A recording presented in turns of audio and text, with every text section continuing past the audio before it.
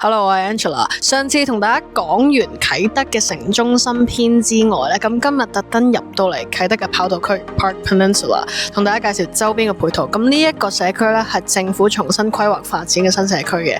咁今日就會帶大家周圍睇啦。咁我身後咧就係啟德嘅郵輪碼頭啦。咁坐郵輪過嚟香港玩嘅旅客咧，呢度就係第一站。咁我而家咧就身處喺呢個啟德嘅海濱長廊啦。咁可以見到物業嘅基座咧，將來將會進駐更加多嘅商戶、零售商戶啦，同埋餐飲嘅。咁呢一個海濱長廊咧，亦都已經成為咗維港打卡節點噶啦。